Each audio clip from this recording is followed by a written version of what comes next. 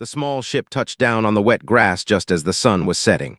The sky turned orange and purple, and the air smelled like rain and strange flowers. Dr. Park stepped out of her vessel and took a deep breath. She was finally here. 7, a planet that most people in the galaxy considered too dangerous for humans. But was not most people. She was which meant she studied alien life forms. She had spent 15 years learning about creatures from dozens of worlds. She had seen things that would make other humans scream and run away. But she had never run. She had always stayed to watch, to learn, to understand. The Galactic Union had sent her here alone. That was the rule for observation missions. One scientist. No weapons except a small stun device. No interference with the local species, just watching and writing reports. Did not mind being alone. In fact, she preferred it. People were complicated, animals were simple. They did what they needed to survive. There were no lies, no politics, no hidden meanings, just life in its form. She spent the first 3 days setting up her camp. Hers was small but comfortable. It had a bed, a tiny kitchen, research equipment, and walls that could become invisible so she could watch the outside world without being seen. Around the camp, she placed 20 sensor drones. They would warn her if anything dangerous came close. And on this planet, dangerous things were everywhere. There were the rulers of 7, had studied them from orbit before landing, but seeing the recordings was nothing compared to knowing they were out there in the darkness. They were like wolves, but much bigger. Each one stood as tall as a horse, with 6 powerful legs and fur as black as space itself. Their eyes glowed amber in the dark, and their teeth could crush bone like paper. The Galactic Union had classified them as non-sapient, which meant they were considered animals, not people. They were smart, yes, very smart. They hunted in packs with complex strategies. They communicated with sounds and body movements. But they did not build things. They did not use tools. They did not have language as the galaxy defined it. 3 survey teams had died on this planet in the past 10 years. They had killed them all, not out of hunger, the reports said, out of something else. Protection of territory, perhaps, or maybe they simply did not like strangers. Read those reports many times before coming here. She memorized the names of the dead scientists. She promised herself she would not join their list. For the first 2 weeks, everything was quiet. They stayed away from her camp. She saw them sometimes through her long-range cameras. A pack of 8 moved through the forest 3 kilometers to the north. They hunted a herd of large herbivores and brought down 2 of them in a single coordinated attack. Watched the whole thing with her heart beating fast. It was beautiful and terrible at the same time. She wrote in her reports that they showed signs of higher intelligence than previously recorded. Their hunting patterns suggested planning, not just instinct. The way they cared for their young suggested emotional bonds. The way they mourned their dead suggested something that looked very much like grief. But she kept these opinions to herself. The Galactic Union did not like it when scientists got too attached to their subjects. They wanted facts, not feelings. On day 19, everything changed. Was eating her breakfast when her sensors started beeping. Something was approaching from the east. She checked the screen and frowned. The heat signature was too small to be an adult, too big to be the small scavengers that sometimes wandered near her camp. She watched the shape move closer on the thermal display. It was moving slowly, too slowly, and its pattern was wrong, uneven, like it was hurt. Grabbed her without thinking. She had packed it for herself, of course, but it had supplies that could work on many different species. Antiseptics, bandages, bone-setting equipment, pain medication. She stepped outside her and waited. The creature emerged from the tall grass a few minutes later. It was a cub, young, maybe only a few months old. Its black fur was dirty and matted with dried blood. Its front left paw was bent in a way that made stomach turn, clearly broken. The bone might even be sticking through the skin, though she could not tell from this distance. The cub saw her and stopped. It made a small sound, something between a growl and a whimper. It was scared. It was in pain. It did not know what to do. Did not move. She kept her hands visible at her sides and made herself as small as possible. She knew that any sudden movement could trigger an attack, even from a wounded cub. Then she saw the eyes in the tree line. Amber glowing, watching. The mother was there, could not see her body, but she could see those eyes, 2 burning points of light in the shadows. The mother had followed her wounded cub all the way here. She was watching to see what would happen. Training told her to go back inside, close the door, let nature take its course. A wounded cub in the wild usually meant death. That was how things worked. That was the rule of survival on every planet in the galaxy. But had never been good at following rules. She thought about her own mother back on Earth. She thought about the time she had broken her arm as a child, and how her mother had held her and told her everything would be okay. She thought about the fear in the cub's eyes, so similar to the fear she had felt that day. The cub made that sound again, that high, keening cry that seemed to reach straight into her chest and squeeze her heart. Made her decision.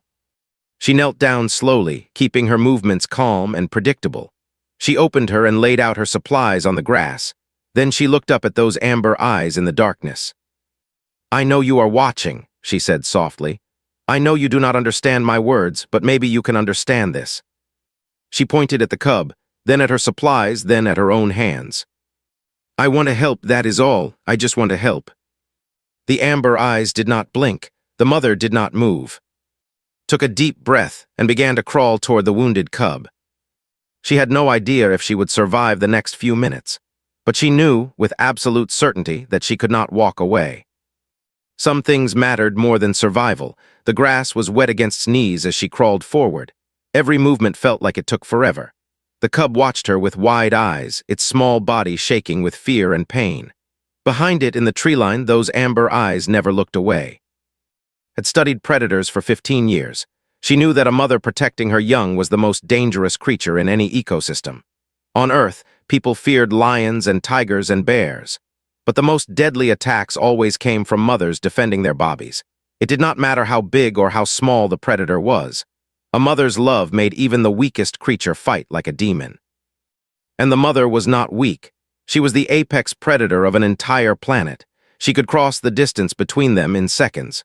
Her jaws could tear apart before she even had time to scream. But still crawled forward. The cub tried to move away from her, but its broken paw would not support its weight. It collapsed onto its side and made that terrible sound again. That cry of pain that seemed to have no species, no language, just pure suffering that any living thing could understand. "I know," whispered. "I know it hurts, but I need you to stay still. Can you do that for me?" The cub snapped at her hand as she reached out. Its teeth were small but sharp, and they cut a thin line across her palm. Blood welled up from the wound, red and warm. Did not pull back. She did not cry out. She just held her hand there, bleeding, letting the cub see that she was not going to hurt it. "It is okay," she said. "I understand you are scared, but I am not your enemy." The cub stared at her blood. It sniffed the air, its nostrils flaring. Something in its eyes changed. The fear was still there, but now there was something else. Curiosity, maybe, or confusion. This strange creature was bleeding, but it was not attacking. It was not running away. It was just sitting there, talking in soft sounds. Slowly moved her uninjured hand toward the cub's broken paw. She touched the fur gently, feeling the heat of infection beneath. The bone was definitely broken. She could feel the unnatural angle through the skin. But it was a clean break, not shattered. That was good. Clean breaks could heal. The cub whimpered, but did not bite her again. "Good," said. "That is very good. You are being so brave." She looked up at the amber eyes in the tree line. The mother had moved closer.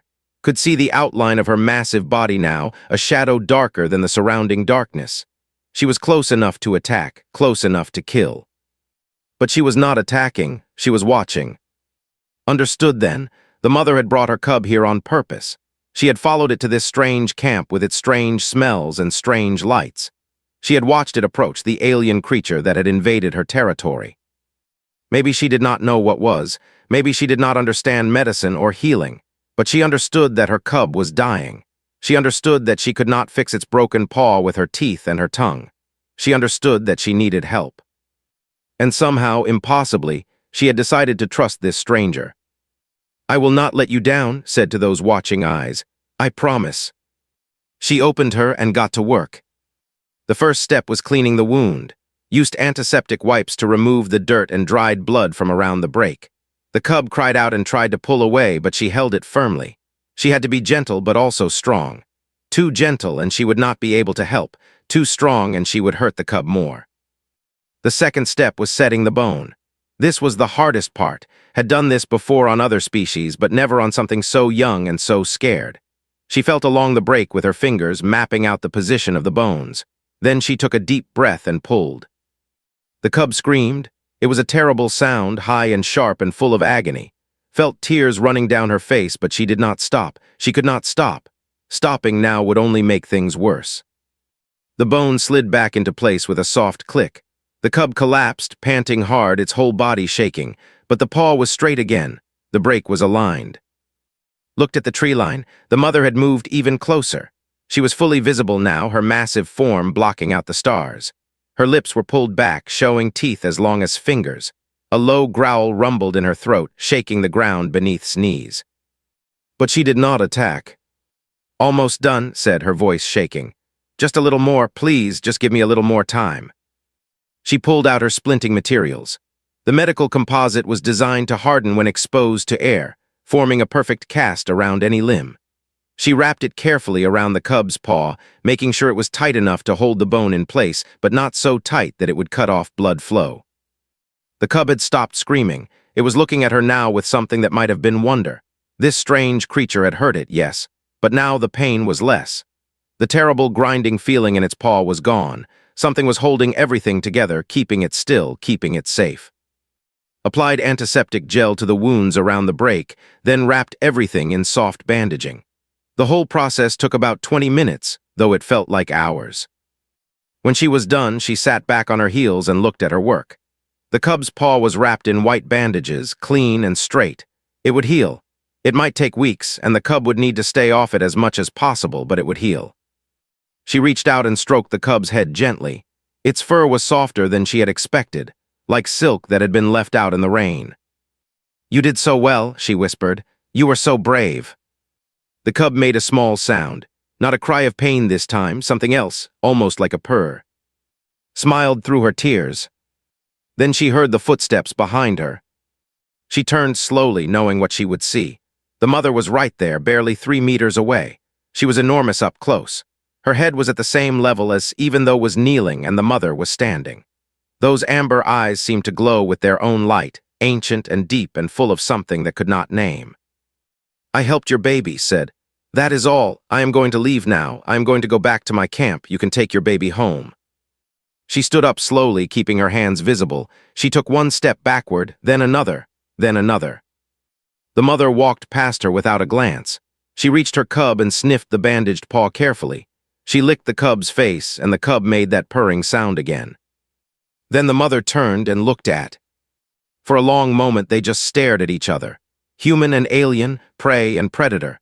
Two mothers from different worlds, connected by a simple act of kindness. The mother lowered her head until her nose almost touched the ground. She held that position for 3 heartbeats. Then she picked up her cub gently in her jaws and walked away into the darkness. Stood there for a long time, watching the shadows where they had disappeared.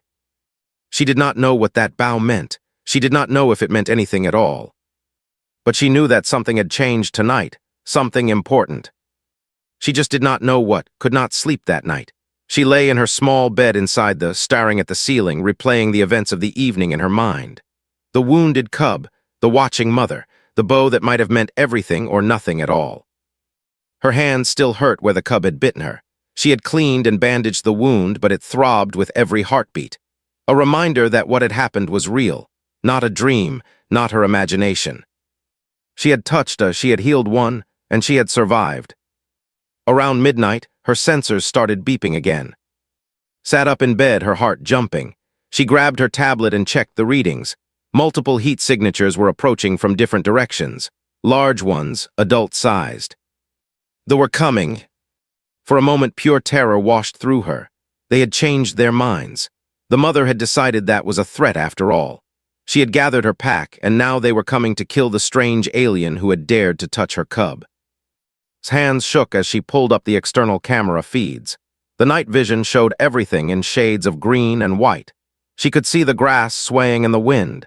She could see the edge of the tree line. And she could see They were everywhere. She counted 7 of them moving through the darkness. No, 8. The mother was there, her cub tucked against her side. The cub was limping but mobile, its bandaged paw held carefully off the ground. The other 7 were adults of various sizes. Some were as big as the mother. Others were smaller but still massive compared to. They moved in a wide circle around her camp, not approaching, not retreating, just moving into position. Then they stopped, and they sat down, stared at the screen, not understanding. They had formed a ring around her. They were all facing outward, their backs to her camp. Their ears were up. Their eyes were scanning the darkness beyond. They were not hunting her. They were guarding her. Felt tears running down her face for the second time that night. She wiped them away with shaking hands and kept watching. The hours passed slowly. They did not move from their positions. Sometimes one would stand up and walk a short patrol before sitting down again. Sometimes they would exchange soft sounds with each other. But they never turned their backs on the darkness. They never stopped watching. Around 3 in the morning, saw movement at the edge of her camera's range. Small shapes were approaching from the east. She adjusted the zoom and saw a pack of creatures she recognized from her research. They were scavengers about the size of large dogs with long bodies and short legs. Their mouths were full of razor-sharp teeth designed for tearing meat from bone. They were not as dangerous as but they were aggressive and fearless. A pack had destroyed one of her drones on her 5th day here. They had torn it apart in seconds, thinking it was some kind of prey. Now there were at least a dozen of them creeping toward her camp. Held her breath, she watched them get closer and closer. They had not noticed the yet. The wind was blowing the wrong direction, carrying the scent away from them. Then the largest male turned his head. He did not stand up. He did not move from his position. He simply turned his massive head toward the approaching and let out a sound. It was not a roar, not a bark. It was a low, rumbling growl that seemed to come from the earth itself. Felt it through the floor of her, vibrating up through her bones. The sound was deeper than anything she had ever heard. It was the sound of a mountain coming alive. The sound of the planet itself warning you to stay away. The froze. For a moment nothing happened. The scavengers stood there like statues, their small eyes wide with fear. Then as one they turned and ran. They scrambled over each other in their panic to get away. Within seconds they had disappeared into the night and the forest was quiet again. The male turned back to his original position. He did not look at the other pack members. He did not make any other sound. He just went back to watching the darkness, as calm as if nothing had happened. Let out her breath in a long, shaking sigh. She understood now. She understood what was happening and why. The mother had told her pack what had done. Maybe through sounds. Maybe through body language. Maybe through some form of communication that humans could not even imagine. But somehow she had explained that this strange alien had helped her cub when no one else could. And the pack had decided to repay that kindness. On this planet they were the top of the food chain. Nothing hunted them. Nothing threatened them. They had no natural enemies except each other and the harsh environment. But was different, was soft and small and weak. She had no claws, no fangs, no armor. She could not run fast or fight hard. On this planet she was prey, easy prey.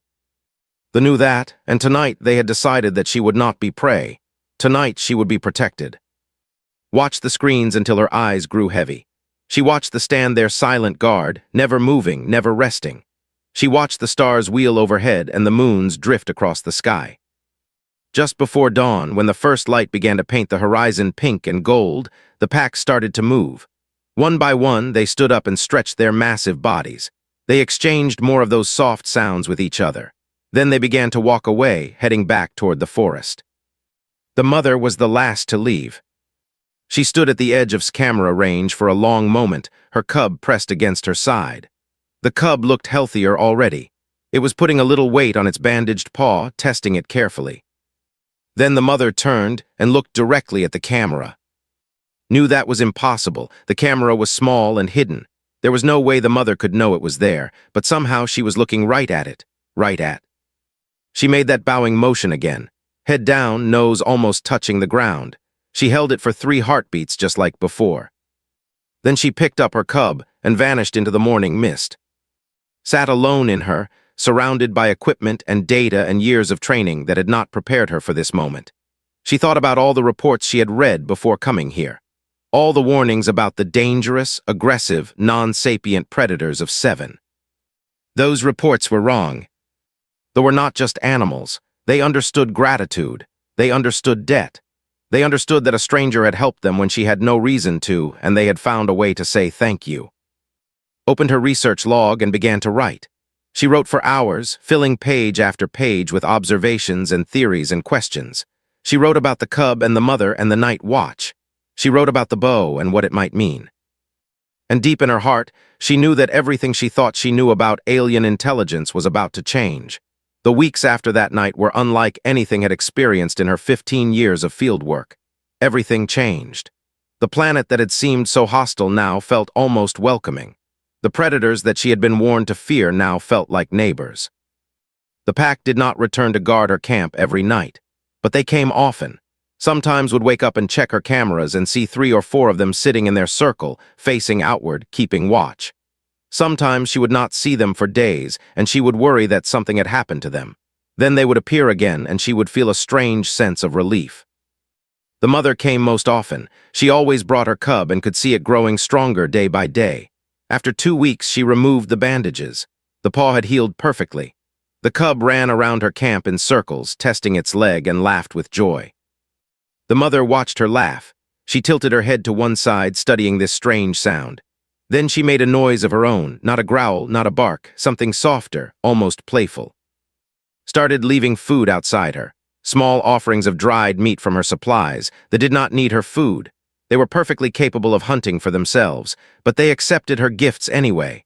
The cub would sniff the meat carefully before eating it. The mother would watch with what looked almost like amusement. One day, found a dead animal outside her door. It was one of the large herbivores that the hunted. Its neck had been broken cleanly, and there were no marks on its body except for the teeth marks around its throat. It was a gift, a payment for her kindness. Did not know what to do with it. She could not eat that much meat, and she did not have the equipment to preserve it. But she understood what it meant. They were trying to repay her.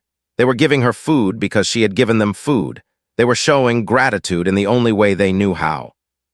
She took a small piece of the meat and cooked it over her camp stove. It tasted strange but not bad, rich and gamey like venison but stronger. She ate it slowly, thinking about the creature who had given it to her. Then she carried the rest of the carcass to the edge of the tree line and left it there. By morning, it was gone. They had taken it back. Fair exchange, that was another thing they understood. Her mission was supposed to last 3 months. When the time came to leave, found herself making excuses to stay longer.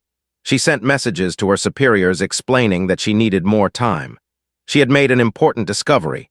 She needed to document everything properly. They gave her another month, then another.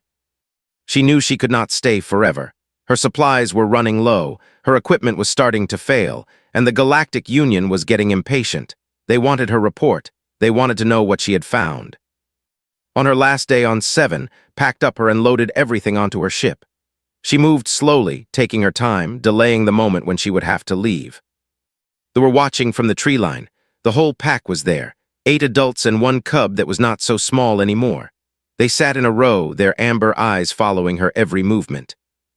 Walked to the edge of her camp and stopped. She looked at them for a long time, trying to memorize every detail. The mother was in the center, her cub pressed against her side as always. Her black fur shone in the morning light. Her eyes glowed like twin suns.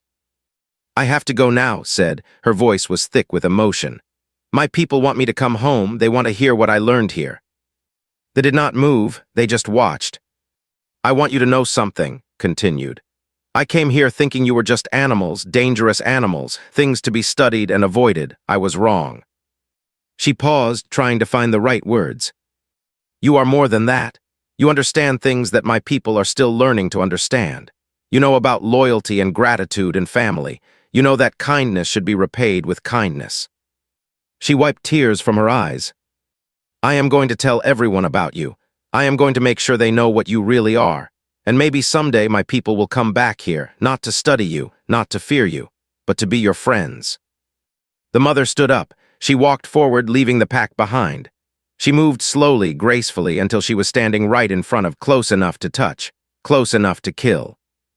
Did not step back. She was not afraid anymore. The mother lowered her head and pressed her nose against chest, right over her heart.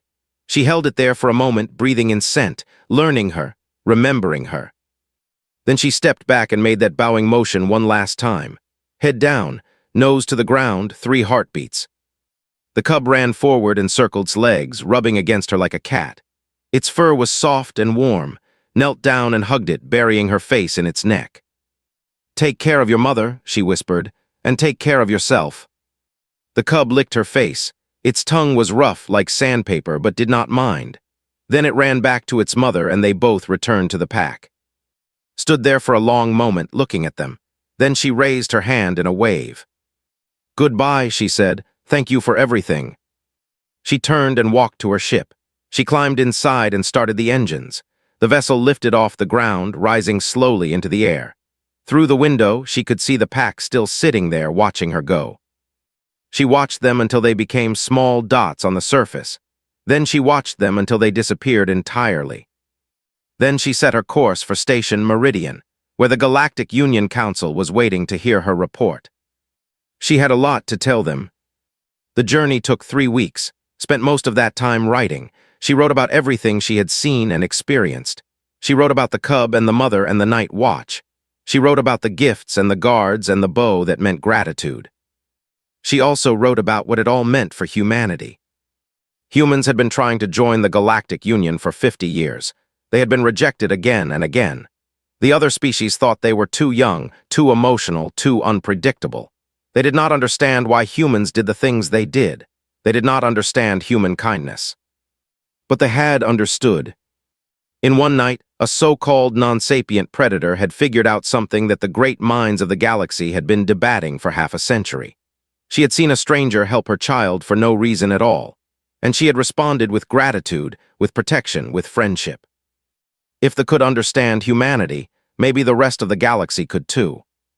Finished her report and sent it ahead to the council. Then she sat back and waited. She did not know if they would believe her. She did not know if they would care. But she knew that she had to try. Some things were worth fighting for, some truths were worth telling, and some connections were worth more than all the politics in the galaxy. As her ship flew through the stars, thought about the mother standing at the edge of the forest, watching her go. She thought about that final bow, that final acknowledgement. 2 strangers from different worlds, 1 act of kindness, 1 moment of understanding. Maybe that was all it took to change everything. Station Meridian was the largest structure in the known galaxy. It floated in the empty space between star systems, a massive ring of metal and light that housed the Galactic Union's central government. Millions of beings from hundreds of species lived and worked there. It was where the great decisions were made, where wars were started and ended, where the future of civilization was shaped. Had been here twice before, both times as part of Earth's diplomatic delegation. Both times, she had watched the Council reject humanity's application for full membership. Both times, she had felt the weight of their judgment pressing down on her. This time was different. This time, she was not asking for permission. She was presenting evidence. The Council chamber was enormous. It was shaped like a bowl, with hundreds of seats rising in circles around a central platform. Representatives from 37 species filled those seats. Some looked almost human. Others were so strange that her mind could not quite process what she was seeing. There were beings made of light and beings made of stone. There were creatures with dozens of eyes and creatures with no eyes at all. At the top of the bowl, on a raised platform of its own, sat the High Council. 5 beings who had been chosen to lead the Union, the most powerful people in the galaxy. Counselor was one of them. He was tall and thin, with a shell that gleamed like polished metal. His face had no expression that humans could read, but his voice carried centuries of authority. "Dr. Park," he said, his words clicking and buzzing through the translation system. "You have been called before this council to explain your actions on 7. You violated 17 contact protocols. You interfered with a pre-sapient species. You risked contaminating an entire evolutionary path." Stood on the central platform, alone and small. But she did not feel small. She felt like she was exactly where she was supposed to be. "Yes, Counselor," she said, "I did all of those things." "And your defense?" Took a deep breath. This was the moment. Everything she had worked for, everything she had experienced, came down to the next few minutes. "My defense," she said, "is that our classification of thee is wrong." A murmur went through the chamber. Santeni twitched. "Explain." Activated her holographic display.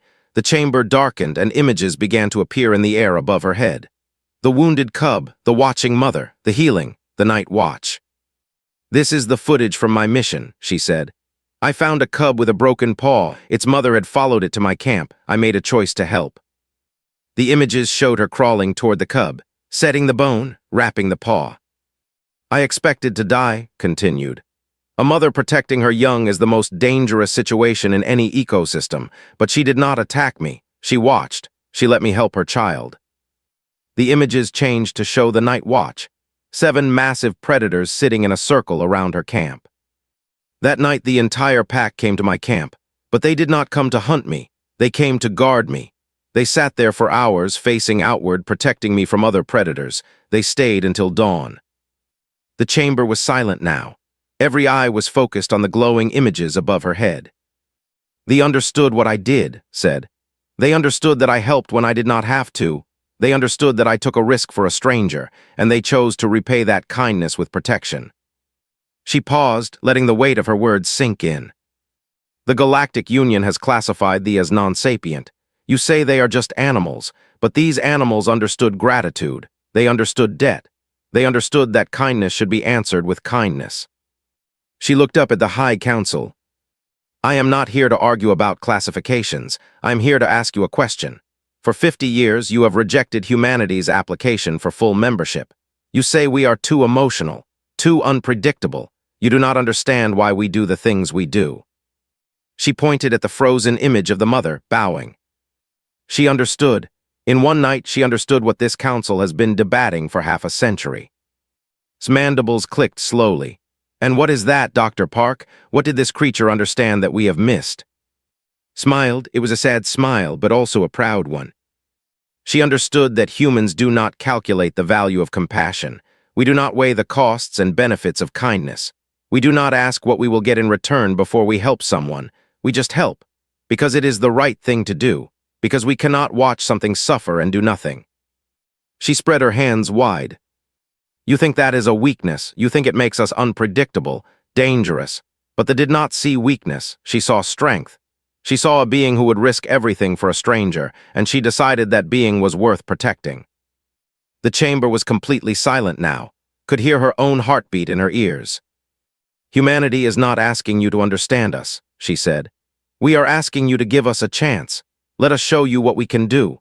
Let us bring our compassion and our courage and our crazy, illogical kindness to the galaxy. Maybe you will be surprised by what happens. She turned off the holographic display. The chamber lights came back on. That is my report, counselors. That is my defense. I have nothing else to say. She stood there, waiting for their judgment. The silence stretched on for what felt like hours, then spoke. The council will deliberate. Dr. Park, you are dismissed. We will inform you of our decision. Nodded and walked out of the chamber. Her legs felt weak. Her hands were shaking, but she held her head high. She had done everything she could. The rest was up to them. 6 months later, she was back in the same chamber. But this time, she was not alone. The Earth delegation stood with her. Ambassadors and scientists and diplomats from every nation on the planet. They were all waiting for the same announcement. Counselor rose from his seat. The Galactic Union has reviewed Earth's application for full membership, he said. We have considered the evidence presented by Dr. Park. We have debated the nature of human compassion and its place in galactic society. He paused, and his antennae twitched in what now recognized as the equivalent of a smile. The application is approved. Humanity is now a full member of the Galactic Union. The chamber erupted. The Earth delegation cheered and hugged each other. Tears streamed down faces. Hands were shaken, backs were slapped. But did not join the celebration. She was looking at the screen on the wall where a live feed from Seven was playing. A survey team had returned to the planet, following up on her work. On the screen, a pack was approaching the abandoned site of her old camp. The mother was there, now surrounded by 3 cubs instead of 1. The injured cub was fully grown now, strong and healthy. It walked on all 6 legs without any sign of its old injury. As watched, the pack stopped at the edge of where her used to be. The mother sniffed the ground where had once knelt to heal her child. Then she looked up at the camera drone, those amber eyes burning across the light years. And she bowed back even though she knew they could not see her. Some things did not need to be seen to be understood. The galaxy had always feared human warriors. It was only beginning to understand human kindness. And maybe, just maybe, that kindness would change everything. Not because humans were stronger or smarter than other species, but because they cared. And sometimes, caring was the strongest thing of all.